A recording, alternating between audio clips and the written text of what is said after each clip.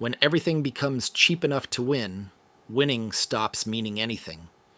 An economy that can make everything faster, cheaper, and bigger than anyone else sounds unstoppable until that same strength turns inward.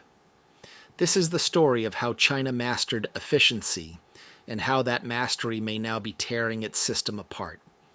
For decades, China looked invincible, the factory of the world. An economic machine so precise and relentless it felt engineered rather than organic, cities that never slept, factories glowing through the night, prices falling year after year until competitors in the West simply stopped trying. China's rise is the story of modern capitalism stretched to its breaking point, a system designed to reward growth, no matter what it destroys along the way. What happens when the world's most efficient economy optimizes itself into exhaustion? When efficiency stops creating value and starts eating itself? To understand that, we have to go back to the beginning. In 1978, Deng Xiaoping shattered one of socialism's oldest taboos. He told China that getting rich wasn't shameful, it was patriotic. With that single idea, China ignited one of the fastest economic transformations in human history. Farmers became factory owners. Villages turned into industrial zones. Foreign investors rushed in, first from Japan, then from the United States, then from Europe, drawn by a perfect storm of cheap labor, limitless manpower, and a government eager to make deals. China experimented with special economic zones, small cities where ideology stepped aside. No rigid planning, no bureaucratic paralysis, just one mission: attract capital and export everything. The experiment didn't just work, it worked too well. Shenzhen, once a fishing village of 30,000 people, exploded into a megacity of millions. Within 2 decades, every province wanted its own Shenzhen. Local governments borrowed aggressively, building highways, power plants, and industrial parks to lure factories. By the early 2000s, China wasn't just growing, it was consuming global demand itself: steel, coal, copper, oil. Every company that wanted to survive moved production to China. If something could be manufactured, it would eventually be made there. But beneath the triumph was a dangerous rule.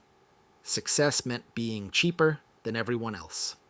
Local governments competed by cutting land prices, taxes, and wages. Companies competed by slashing margins, quality, and long-term stability. Growth mattered. Sustainability didn't. It was a race to the bottom disguised as progress.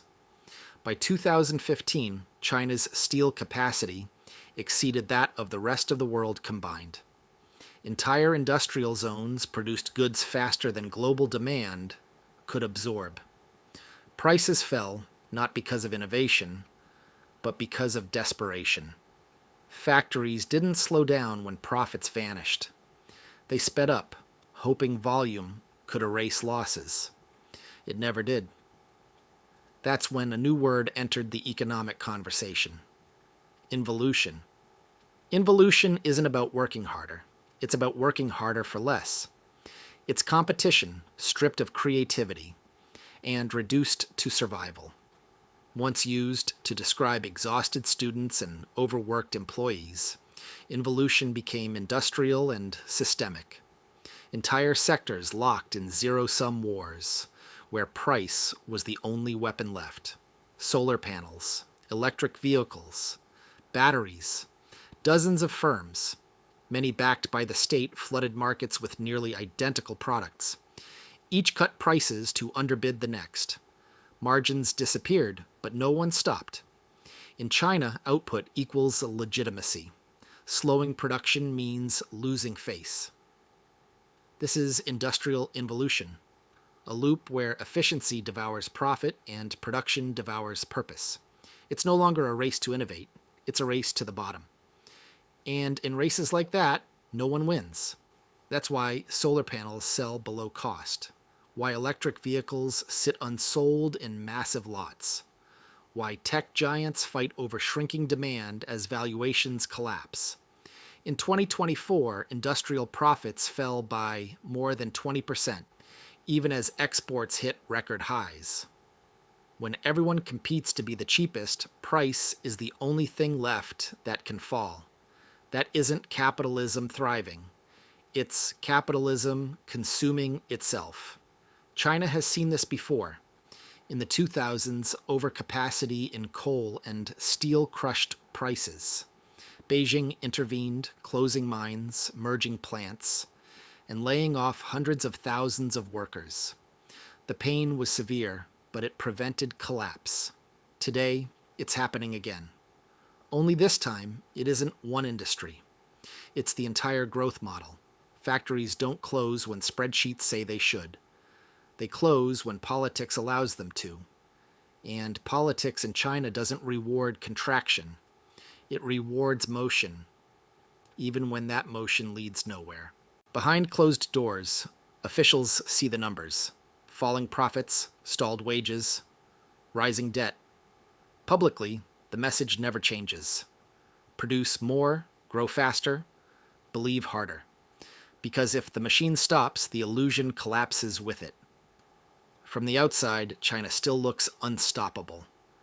Record exports, gleaming factories, endless streams of electric vehicles and solar panels.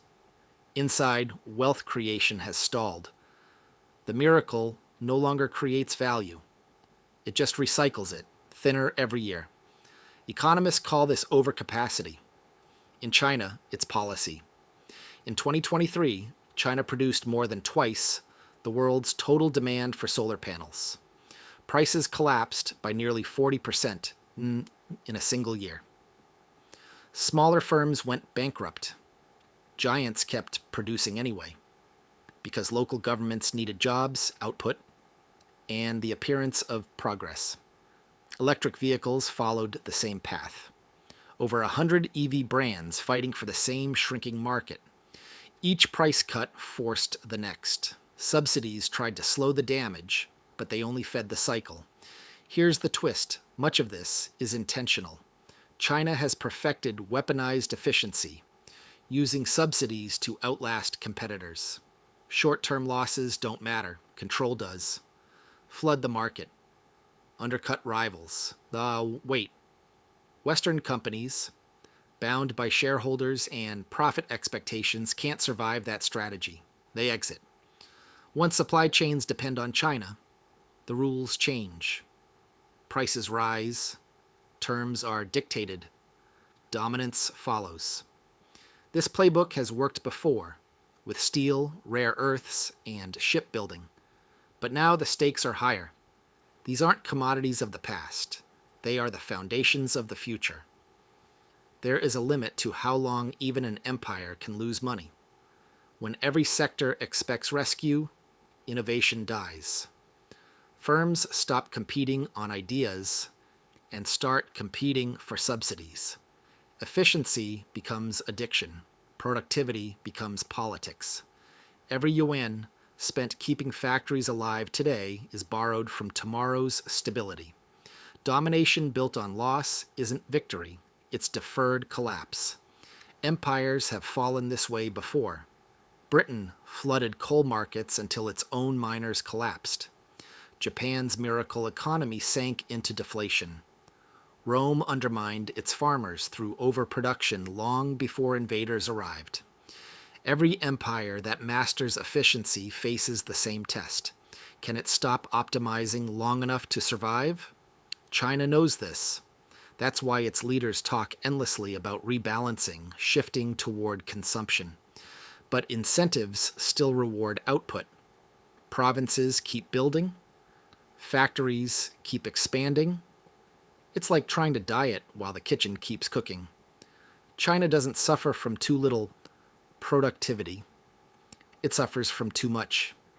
An empire capable of flooding the world with goods, yet unable to generate enough demand to make them profitable. The force that made China rich now ensures No one can rest long enough to stay rich. When growth becomes identity, when production replaces purpose, the cheapest thing left is the future itself. If this changed how you see China and capitalism, subscribe. History already wrote the ending. I'll help you understand it.